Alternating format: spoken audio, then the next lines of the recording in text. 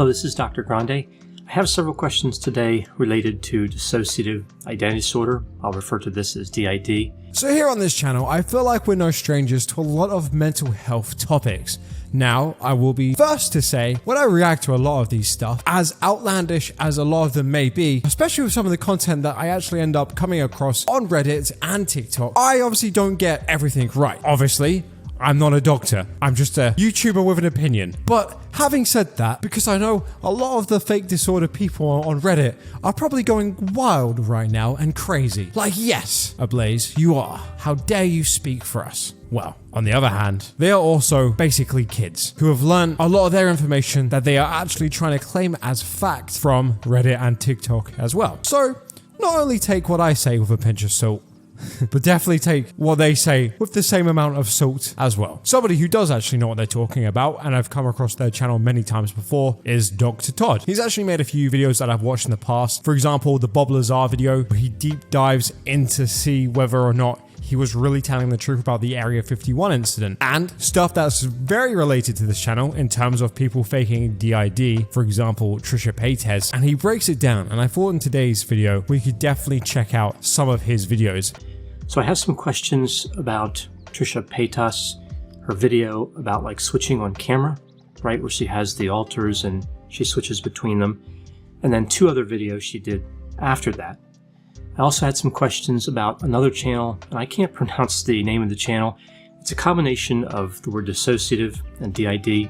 It's run by a young lady who refers to herself as Nin, right? So I'm just going to call that Nin's channel. Now, these are obviously channels that I'm very familiar with myself, more so actually with Trisha Paytas. And again, what she comes around and says every once in a while needs to be taken with a big pinch of salt. Because it does seem to me a lot of the things that she especially says never really seems to come to full tuition, in the sense that she seems to have a lot of disorders and then they miraculously completely disappear further on down the line, and she never really talks about them again. And even a lot of stuff that she's actually said to H3 Ethan just never really turns out to be true. Obviously, she talks about his Tourette's quite a lot, and the information that she gives about his Tourette's is complete BS. And then the other girl's channel, I've personally not watched that much of her content in the past. I know people definitely have their conspiracies about her, so again, we'll watch that together at the same time. These individuals I'm talking about are real people, so I'm not diagnosing anybody here, only speculating about what could be happening in a situation like this. So not long ago, I made a video about Trisha Paytas' Meet the Alters video. And I didn't think there would be any more follow-ups to that video, right? I didn't think she would make any more videos like that. I thought she was done with that topic for a while. My boy definitely does not know Trisha Paytas that well. But it's funny because, yes, she actually did do that video like a while ago, and she was completely done. But then I noticed that she's been saying it a lot more recently, in streams especially, talking about her DID that just doesn't exist. Again, she has no trauma to back it up. And on top of that, the way she explains it actually happening doesn't really relay with what DID does. Now, she may have something else entirely, and again, we're going to watch and see what the doctor says here, but yeah. What she describes in a lot of it just never really seems to be what DID actually is. Or I would have waited and reviewed all of her DID videos at one time. Not long after I made my video, she released the switching video. So I was working on that. I was working on the outline for that. And then as I was doing that work, I saw she released two more videos. So I stopped and then watched those and then came back to this. So that delayed production a bit because of her releasing those videos, but also I had to kind of build my cognitive reasoning skills back up after watching her first video, right? So it's difficult for me to watch her videos. I'm accustomed to educational content. My guy basically said he got brain damage from watching Trisha Paytas. Honestly, I was in hospital for many weeks after watching one singular Trisha Paytas video. I will be suing for brain damage. Yeah, see guys, this is what I'm talking about. How do you think I feel with watching a lot of these videos? There has to be element of brain damage there being caused by these videos. Dr. Todd, you're probably not watching, but if you are, please can you tell me, is it safe to be watching these videos on a daily basis? I need to know. Now we finally have a doctor to tell us. Hopefully he does see this. I would like to know, how long do I have left to live? So I can only assume watching Trisha Paytas probably knocked 20 years off my doctor's life. He's only 17. He looks a little bit older. Yeah, those Trisha Paytas videos, man, I swear, they're no joke. They're serious business. They aged, doc. Can we please get a get well soon, Dr. Todd, in the comments down below? My boy's going through something right now. And Trisha Paytas does not qualify. It reminds me of a miniseries I watched a while back on Chernobyl. I think it was on HBO, and how the people that were going in to clean up that radioactive disaster, that meltdown, they had to limit their exposure to the radiation, right? Just like an hour at a time, whatever. That's how I feel about Trisha Paytas videos. I go in there, I watch them, and I come out of the experience just not feeling as sharp. So I have to read some scientific literature, take a break, and build that back up. So that happens each time I watch one. My guy is doing a lot of damage here. The disrespect this doctor is giving is, I fucking love it, bro. This is great. So the first Trisha Paytas video I'm looking at here is the switching video. We see that Trisha apologizes. She talks about how these alters or this disorder is a secret ability that no one can see. She makes a reference to the X-Men movies, which I thought was interesting. Then she pauses, and I was thinking to myself, here we go, right? Here we're going to start with the alters. And that's what happened. We saw the angry alter, I guess. I guess that was supposed to be kind of a hostile alter. And then what I guess was a little kid alter, not really sure. Didn't really make a lot of sense. And then back to what I assume is the primary personality, Trisha. I mean, it's just not looking good, is it, guys? You know when the doctor says that, it just doesn't make sense. It's just not looking good. Trisha Paytas be acting like that movie. What was that movie? Inside Out, was it? Where the kid has like all the different like emotions in her brain. That is basically Trisha Paytas. Although I hear that she's a lot better now since she's had her kid. So hopefully, I don't know, fingers crossed, hopefully that makes her change a little bit. But yeah, I don't know, man. Holy shit, that's not good, bro. Your doctor's like, yeah, it just doesn't make a whole lot of sense. And she gave me brain damage. That's all I've got so far from Mr. Dr. Todd. I don't disagree, but interesting. She talks about how she's been diagnosed in the past with schizophrenia, bipolar, and borderline personality disorder. So just an interesting note here. She could be telling the truth. I'm not saying she's not telling the truth. But you really can't have schizophrenia and bipolar at the same time, because that would be called schizoaffective. Now, I have seen clinicians who diagnose them separately, but that's not the correct way to do it. There's another disorder that is essentially a combination of those two disorders. Now, it's also possible that she was diagnosed with one, and then it went away, and then she was diagnosed with another. That's not really likely, but I just wanted to point out that technical aspect of how those disorders actually work. She mentions that 2 of her alters have all but died, and I was wondering, did they die of embarrassment for making... Oh, doctor, no! Trisha Paytas watching this video right now. Did they die of embarrassment, Trisha? Oh my god. I feel like this is just a Trisha Paytas roast at this point. Doctor, I need to learn some stuff here, please. I need to learn. To be fair, we have learned a little bit. So bipolar and schizophrenia at the same time. So that's interesting to know anyway. Bro, you gotta stop with these. Oh my god, bro. He's killing her. Thought I was harsh. Holy shit. This guy's harsh with a degree. It hurts that much more. In that video, seems like a realistic explanation, but I think I was just cranky from having watched so much of that content. So that's probably why that thought came to mind.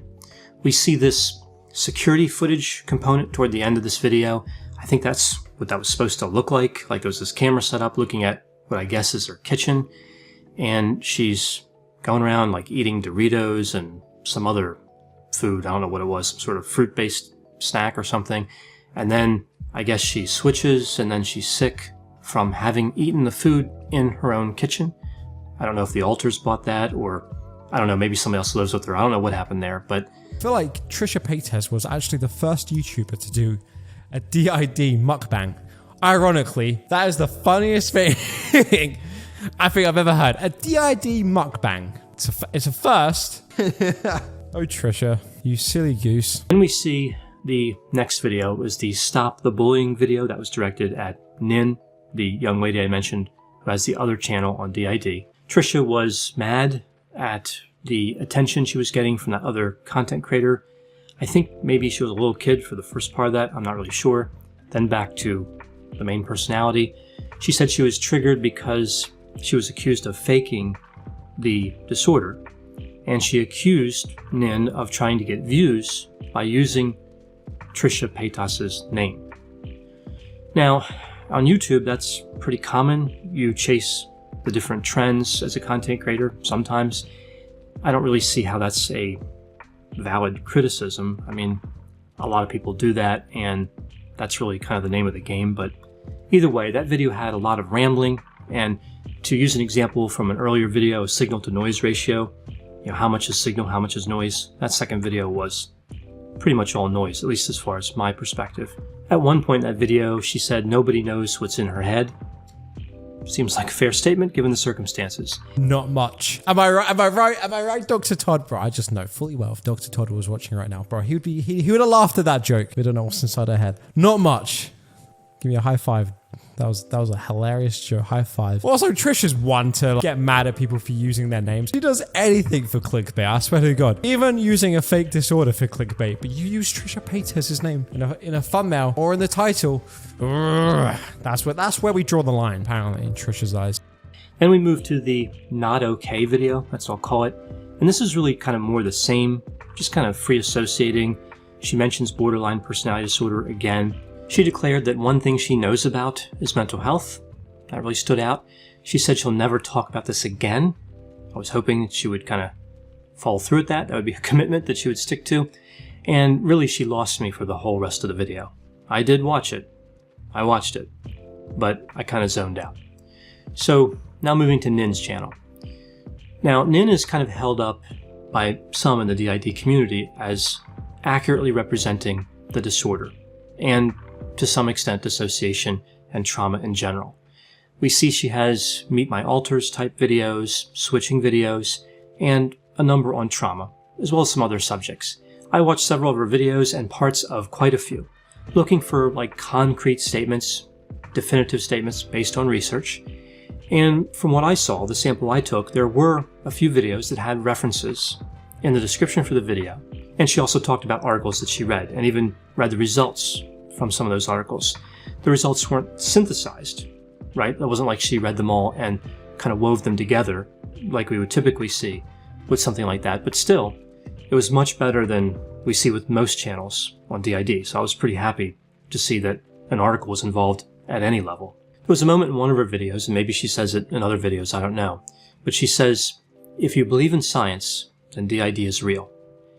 Now, many scientists, of course, would strongly disagree with that assertion. Yeah, I gotta be honest, I feel like that's a pretty bad play on words. I feel like if anyone was to disagree with DID actually being a real thing, I'd feel like scientists would probably be up there with the people that were leaning towards not believing this kind of stuff. So, well, that's a bit weird. Now, again, with this second girl's channel, I've not personally watched too much, so I can't really give too much of an opinion here because I don't want to say the wrong thing. I do know I've seen a few clips of her, especially with Anthony from Smosh. I'm pretty sure she did a little thing with him at some point as well, so that was interesting. I saw a little bit of that. Apparently, there are some things that have come out with calling her fake, apparently, allegedly, so I'm just saying that right now. But again, it's kind of nice to watch these types of videos and actually get an opinion from an actual doctor. But it seems like Nin's position is fairly clear, which I get. The nature of her channel is to talk about DID, so it would be surprising if she brought up some of the evidence that runs against the diagnostic classification being valid.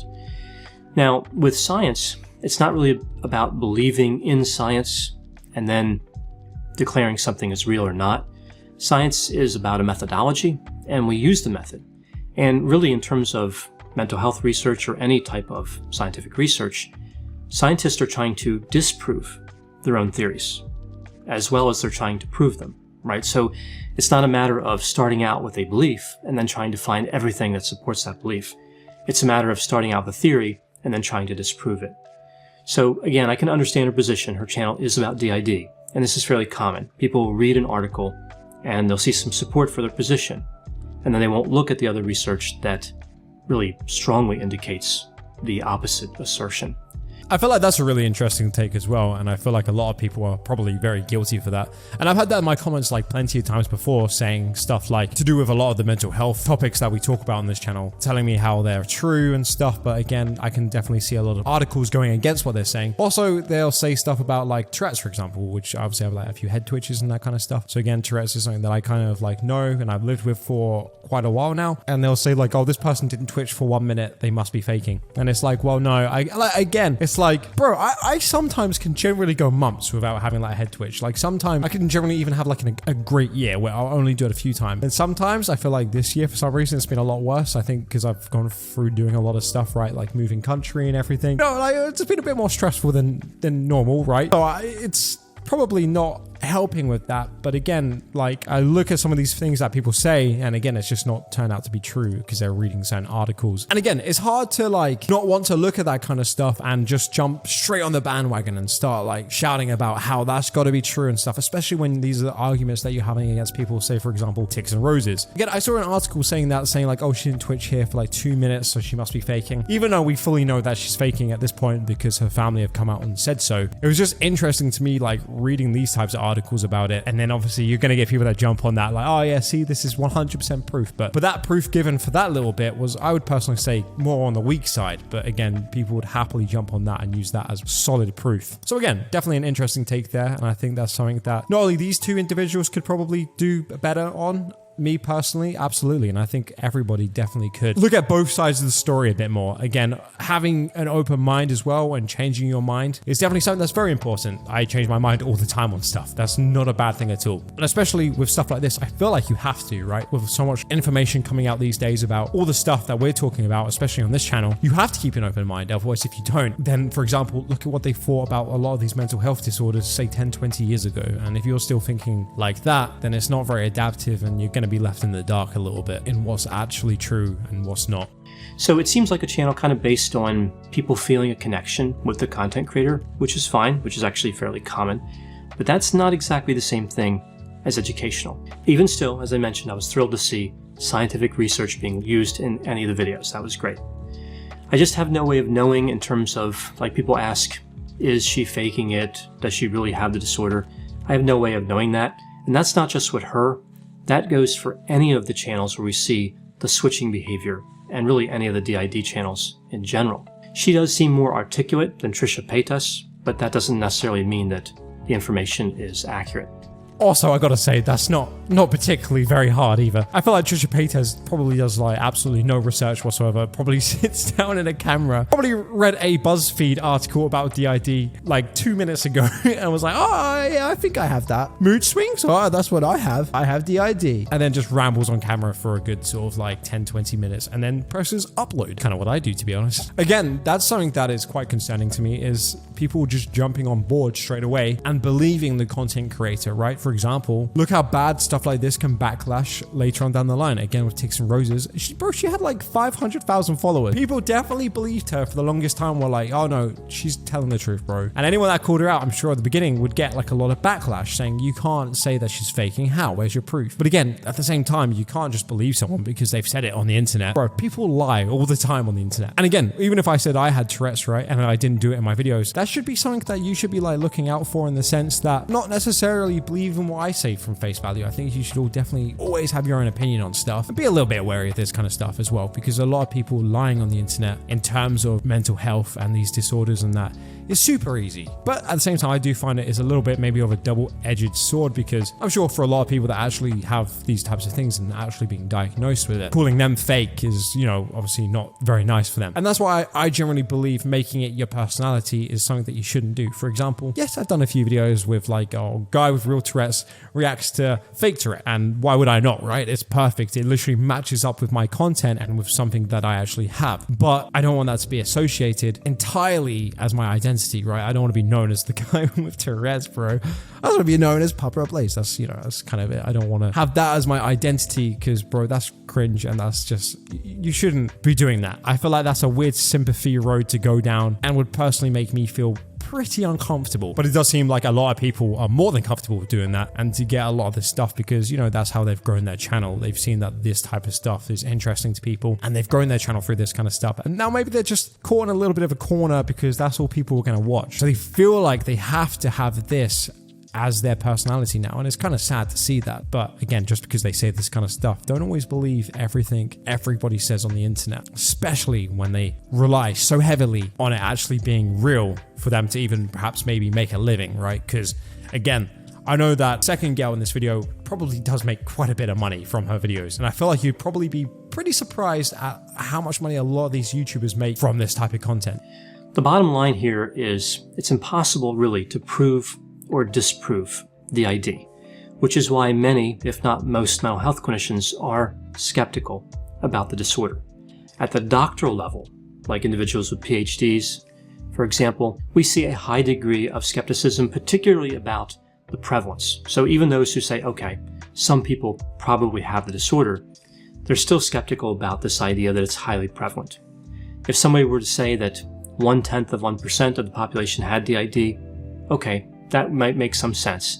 But to say that 2, 3, 4, 5% of the population have it, I've never seen any evidence that supports that. And that's another thing as well. I'd actually be curious to see the statistics side of things, especially when they do make this type of content. Because again, bro, anytime I go on that subreddit, there's always trends, like always trends in terms of like what people have. I will generally find myself having weeks where it will just be Tourette stuff.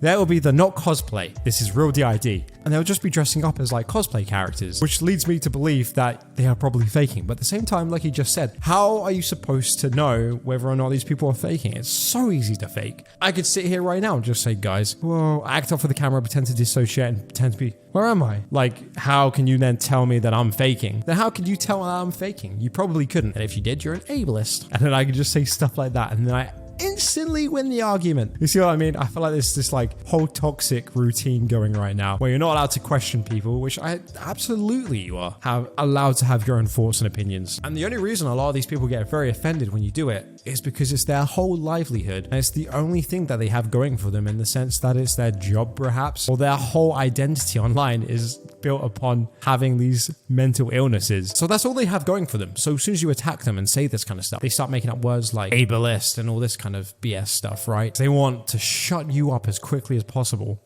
Right, so the skepticism isn't always about the existence of the disorder.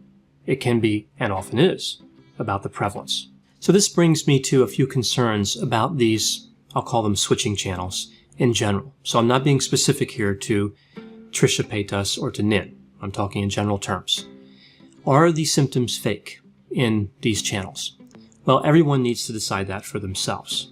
But for the channels that are faking symptoms, they are really very offensive to people with DID or dissociative symptoms, and they're destructive in other ways. I'll look at 6 ways here in this video.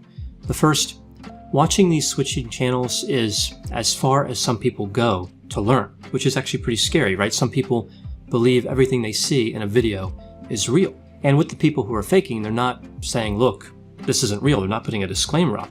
They're acting like it is real.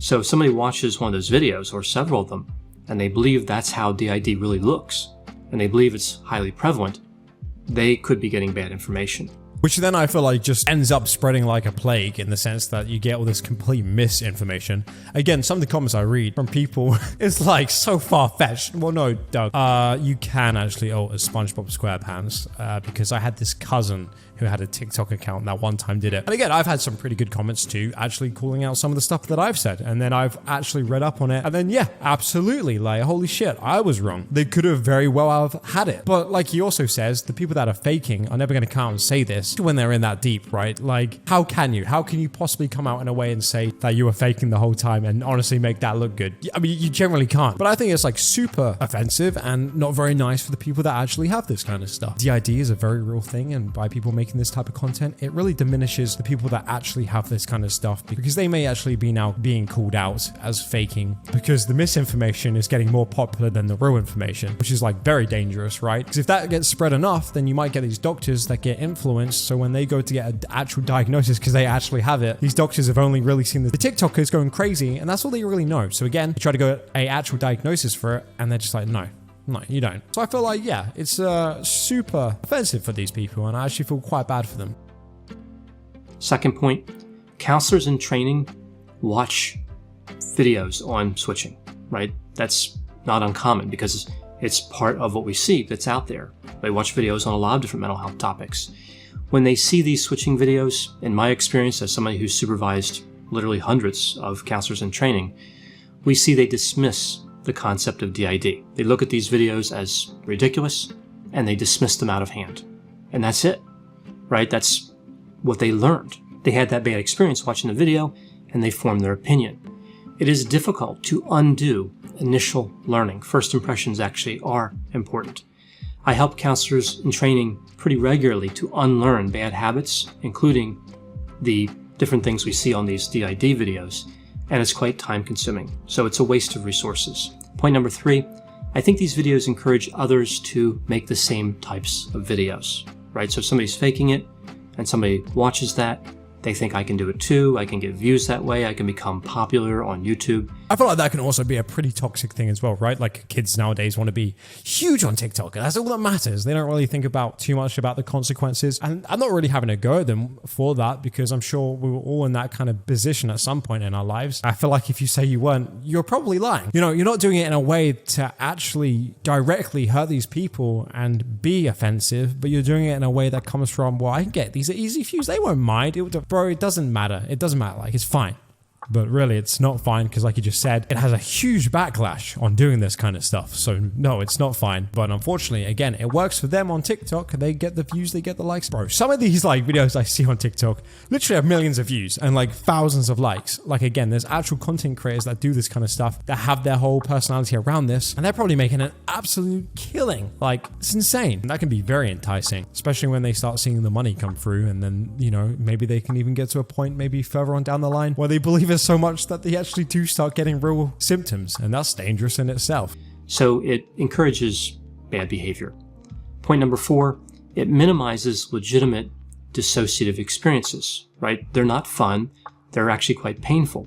So people who have dissociation might ask themselves, why am I not having the same experience as this content creator? So they may think something is wrong with them, not in the dissociation way, but some other thing is wrong with them, like they're not having the right experience, like their experiences are invalid. To think that these symptoms are being faked to gain popularity or whatever people are trying to gain is actually quite disheartening. You see, now that's actually something that I haven't even thought of, right? These people are obviously definitely typing this kind of stuff up because, again, once you dissociate once or twice, it's the most scariest thing ever. So when you have that experience, what's the first thing you're going to do? Obviously, like any of us, when any weird thing happens, maybe to our body or to our mind, we Google it. And if this is like the first stuff that pops up is like these types of things, and you're watching someone else and you're like, that's not how that felt at all. Am I okay? Maybe I'm even more crazy than I thought, you know, and then that in itself can actually lead down a very dark path. Point number 5, this trend overestimates the risk. People think they have DID when they don't. All these content creators have it, so I must have it too. It's a cool thing to have, right? It's trendy. So people who have dissociative symptoms may immediately jump to thinking they have DID, because again, they think everyone must have it. Now, again, looking at the scientific literature, the risk of this disorder in any one particular individual is very low. Point number 6, it's not appropriate or glamorous to fake any other disorder, so why is it acceptable with DID? Now, maybe there are people who fake other disorders, but you don't typically see videos like depression caught on camera, like here I am looking really sad or having insomnia or something like that. You don't really see too much on panic disorder caught on camera. There's some, but it's not really glorified the same way DID is. I feel like because it's much more easier to maybe play up on camera. For example, how would you even put like depression on camera? Guys, I'm catching myself having depression on camera. You know what I mean? Like, it'd be impossible to sort of really do that. But again, with these people, they can just make these like elaborate videos, right? With these like music, actual cosplay costumes, and go wild.